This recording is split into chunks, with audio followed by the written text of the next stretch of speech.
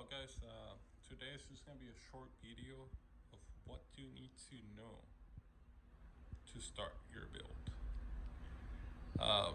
Don't think I'm a professional or I've been doing this for years. I have not been doing this for years. I barely did my first build back in June, I believe. This would be my third build, and now I'm not afraid to work on my bikes. Whereas before I used to be running to my local bike shop for everything. There's nothing wrong with that. Support your local bike shops. They're really good. They're very knowledgeable and they can get you out of a bind. But if you enjoy the hobby like I do, a big part of it is to get to know your bike and to understand what goes into the bike. Need to knows or requirements are like you're gonna have to know that this is a head tube and this is a taper head tube. Taper meaning that is smaller on the top and it's bigger on the bottom. That means he takes a taper steering tube, which has a 1 1/8 to 1.5 inches on the bottom, and that helps with stability and it makes the whole setup stronger with the taper. It's very important that you get the right headset for your type of frame. There's many, way too many types of headsets. The good thing is that on the manufacturer's webpage, they usually tell you what you need.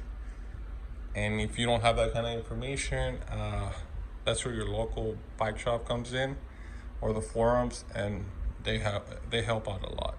Keep in mind is seat tube diameter. All right, this is 31.6. Don't make the mistake. Most of the frames come with a clamp, or I don't know. The ones I buy usually come with a branded seat clamp, but don't do the mistake I did the first time. This is a 31.6 and I got a 31.6 clamp. A 31 usually takes like 3mm bigger clamp, so this is a 34.9, I believe. Well, it's a 34 something. So if it's a 31, just look for something bigger. There's the standard sizes, I think it's 27.6, 30.9, 31.6, and then you have a 34 or something rather, which is a bigger seat tube. This is very important if you're gonna run a dropper post or you're gonna get a regular seat post. Whatever you get, this is important, right? You can get a smaller seat post and run a shim. They sell shims to reduce this. So you can in fact get a 27.6 dropper post. If you have one available, buy a shim. They're about $12-13 and run the 27 on the 31.6 or 30.9. All right.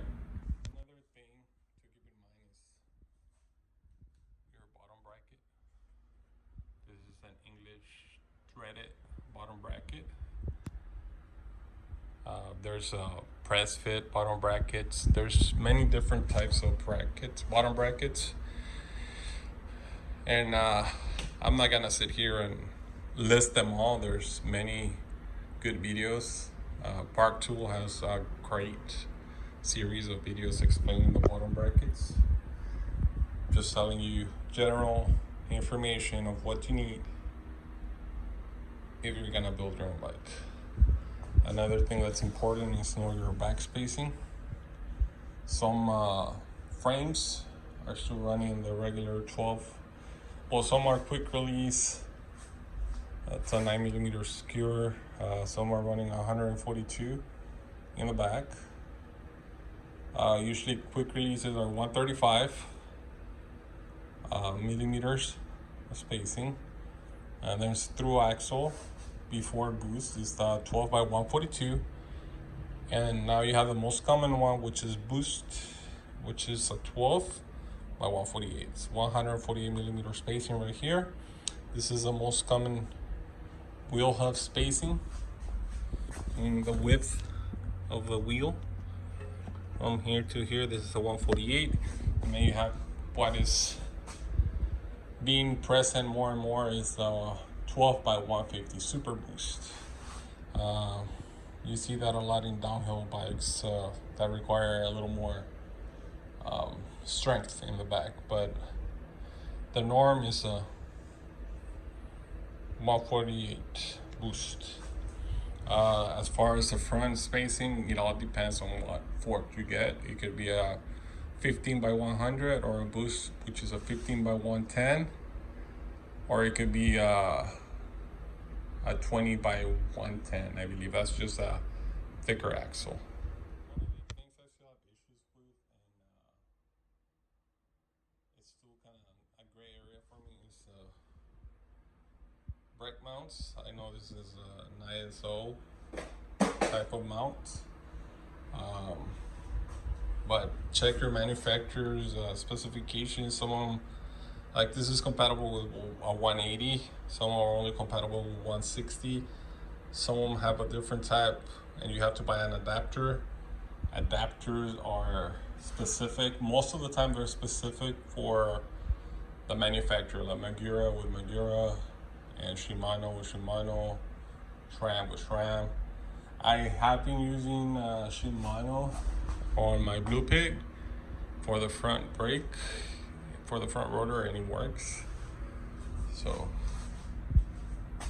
take this in May. Like I said, I'm not a professional bike mechanic. I'm just giving you a general train of thought on what to keep in mind for your build. Those are some of the things that you have to keep in mind. Building a bike, guys, it's not cheaper than buying it pre-built, but it's the enjoyment that you get out of it and the fact that you can make your bike more to your liking, even if it's not top spec or the most expensive bike out there. It's something that you built and you understand it more. So don't be afraid, guys, and save some money, or do like I do. I take like 6-7 months to put something together. Like the Zenbot's been on the back burner for a while. That Lupig took about 8 months to get all the parts together, and this one took about 6-7 months to get all the parts. I'll make another video going over the things that you need to build your bike, all the parts. That's a little more different depending on your taste and what you want to put. All right, guys, thank you.